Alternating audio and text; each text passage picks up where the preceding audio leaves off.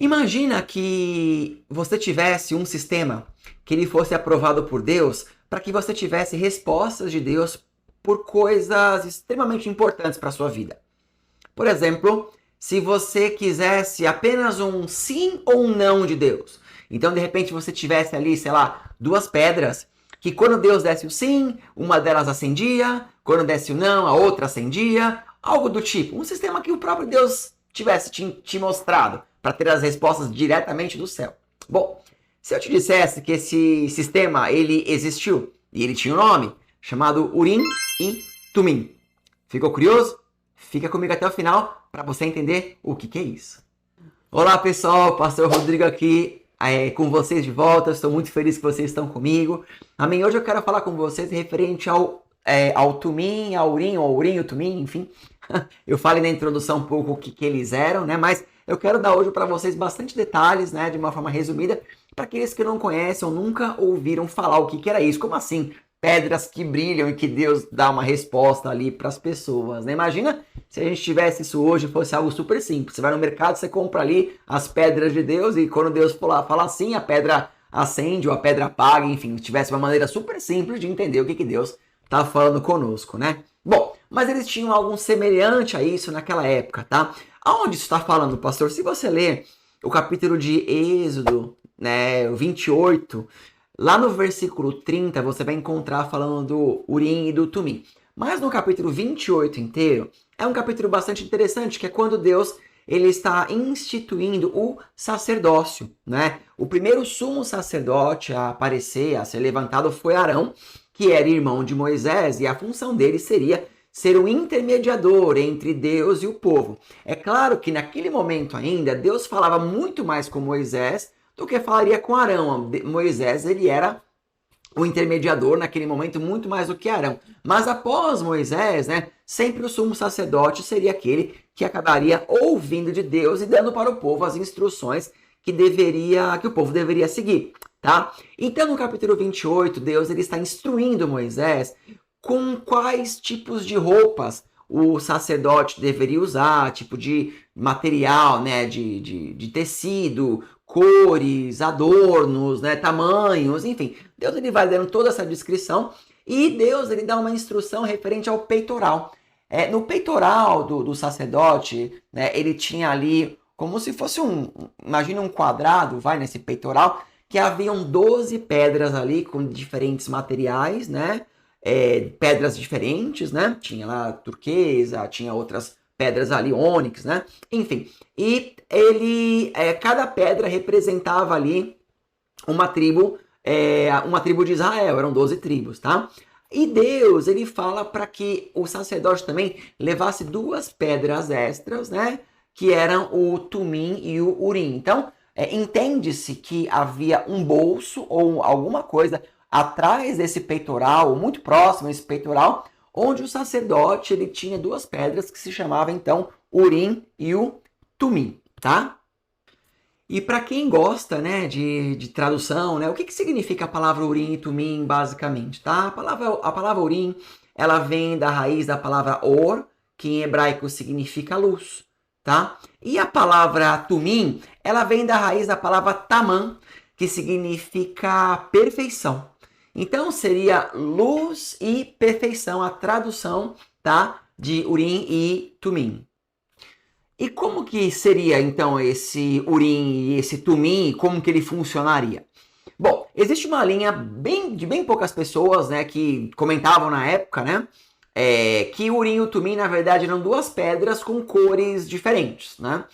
E ela funcionava mais ou menos assim: a pessoa ali, o sacerdote, fazia uma oração e perguntava para Deus alguma pergunta, e se a resposta fosse sim, então ele acenderia a pedra de uma cor. Se a resposta fosse não, ele acenderia uma pedra de outra cor, né? Deus espiritualmente acenderia aquela pedra e daria então a resposta.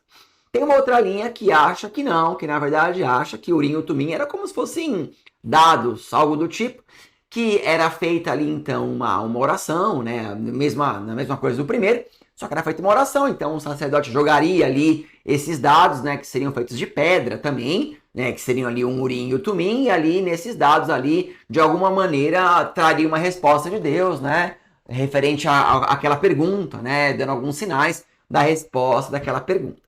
Contudo, a teoria que ela é mais devagada, mais aceita, que inclusive é a que está descrita no Talmud, é que o Urim e o Tumim, na verdade, de fato, eles eram pedras, sim, e eles tinham algumas letras gravadas nele.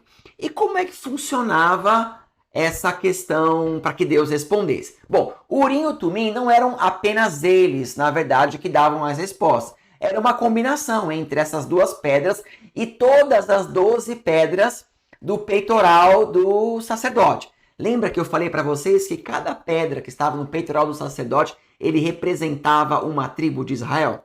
Pois bem, só que cada pedra estava gravada o nome de cada tribo com as letras em hebraico, tá? Estava gravado ali com as letras em hebraico. E aí, o que acontecia? Além disso, eles escreviam, não é, de repente, as letras faltantes do hebraico nesse Urim e nesse Tumim. Então, isso completaria todo o alfabeto hebraico. Então, quando se era feito uma pergunta para Deus, Deus ele acenderia as letras, apenas a letra em hebraico, usando o Urim e o Tumim e todas as outras letras do alfabeto que estavam ali naquele peitoral, né? Então, no Urim ou no Tumim estariam escritos, além dos nomes em hebraico, né? Estariam escritos o nome de Abraão, Isaac e Jacó, o tetragrama sagrado de Deus e mais uma coisa ou outra ali que completaria então todo o alfabeto. Então, na hora que eles oravam ali, utilizando o Urim e o Tumim, o sacerdote então ele via as letras se acendendo. E não só ele via isso, mas qualquer pessoa que estivesse com ele poderia então ali ver isso aceso. Porém, o que acontecia? As letras, quando se acendiam, elas estavam embaralhadas, imagina, porque você tinha então todas as pedras com todos os nomes no peitoral e nas mãos. Então, quando acendia a letra de uma resposta, né? Então ali o sacerdote, inspirado ali por Deus, ele era o único que conseguia interpretar assim, aquelas letras misturadas, qual seria a resposta. Então, suponhamos que a pergunta que foi feita para Deus, ela iria ter um sim ou um não, né? Então, por exemplo, o sim em hebraico é ken, né? Então ele iria nas letras em hebraico que escrevem o ken, né? Ela acenderia e o sacerdote ele conseguiria entender ali se era um sim ou se era alguma outra palavra. Então é isso que o Talmud ele acaba explicando como que funcionava essa questão espiritual, como que Deus acendia isso, né? E de que forma que era feita a pergunta. O sacerdote, ele fazia uma pergunta, não gritando, né? Ei, Senhor, me responda, né? Mas o que eles dizem é que o sacerdote ele fazia uma oração calma, né? Às vezes entoando como se fosse um cântico, e ele então ele perguntava, e isso, então, Deus ele respondia, né, para o sacerdote desta maneira, tudo bem? Agora, apenas o sacerdote podia fazer isso, apenas o sumo sacerdote podia fazer isso, e eles dependiam, né, do Rua HaKodesh, né, o Rua HaKodesh, que na verdade nós conhecemos como Espírito Santo. Então, o sumo sacerdote ele tinha que estar numa conexão extremamente alinhada com Deus, longe de pecado, praticando as boas obras. Ele não podia ter impureza em si para que ele pudesse usar desse recurso. Claro que esse recurso ele não respondia a perguntas aleatórias. Por exemplo, ele não podia perguntar ali, sei lá, os números da loteria, ou se deveria casar, se não deveria casar, ou algo do tipo. As perguntas que eram levantadas eram perguntas que decidiriam, né, o destino da nação. Por exemplo, nós temos alguns exemplos aqui, ó. Josué, ele foi instruído a consultar Eleazar pelo Urim e Tumim para decisões de liderança, né? Está lá em Números 27 e 21. Ó, Davi consultou para saber se os habitantes de Keila o entregariam para Saul e recebeu respostas claras que salvaram a sua vida. Tá lá em 1 Samuel 23. Tá, mas aqui nós vemos dois exemplos ali de Davi e de Josué que consultaram para coisas extremamente importantes e Deus, através do profeta, através da presença do Espírito Santo no Antigo Testamento, ele dava essa resposta com clareza usando esses artefatos aí. Agora, algumas pessoas até perguntam assim, poxa, mas esse Urim e Tumim, então era para tirar sorte? Era meio que para tirar sorte, para ver o que era, o que dava, o que não dava? Não.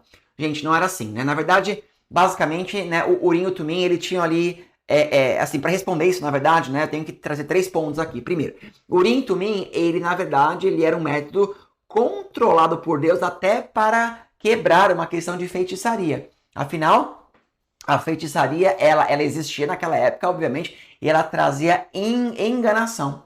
Então, nem tudo que por feitiçaria ou por demônios que as bruxas ainda às vezes levantavam, algo do tipo, nem tudo que elas falavam aconteciam, era tudo muito envolvido com dinheiro, com paganismo e tudo mais.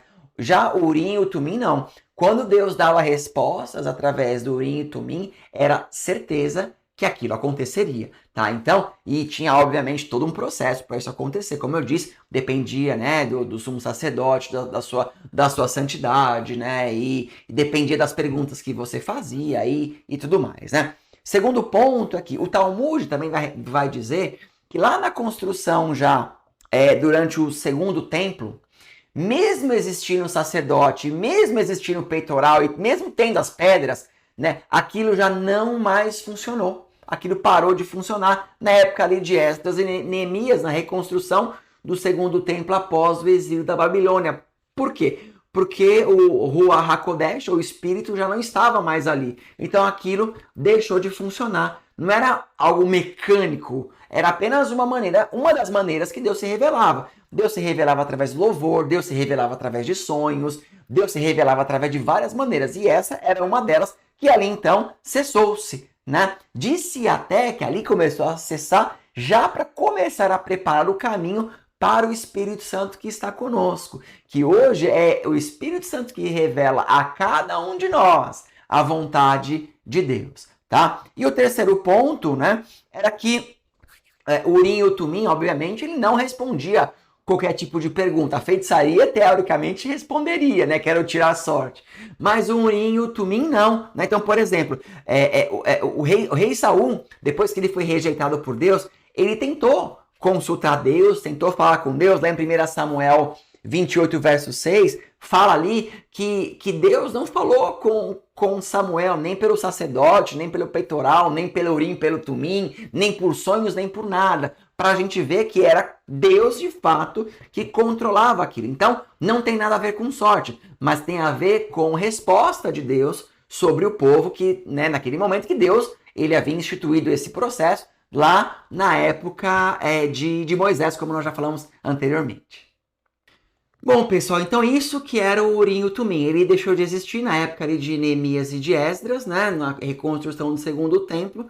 Como eu disse agora há pouquinho mesmo, então provavelmente entende-se, que é o que, né, o cristianismo entende e vê isso hoje, né, que era uma preparação para o caminho que agora quem responderia a essas respostas, e não de formas enigmáticas que apenas o sumo sacerdote poderia responder, mas agora quem daria uma resposta direta seria o Espírito Santo através da comunhão com Deus, né? Então hoje nós obviamente não temos mais que usar uma veste igual os sacerdotes ou ter toda uma preparação, né, corporal para isso, só que o princípio de santidade, caminho com Deus e fazer a vontade de Deus continua, e quanto mais nós caminhamos dessa maneira, com mais facilidade o Espírito Santo fala conosco e com mais facilidade nós entendemos o que ele tem a responder para nós, né? Mas diga nos comentários, você já conhecia o Urim e o Tumim? Já tinha recebido uma explicação a respeito dele? Se não, coloca aqui, se sim, coloca também, tá bom? E eu vou ficando por aqui. Agradeço a cada um de vocês que ficaram comigo até agora. Deus abençoe cada um de vocês em nome de Jesus.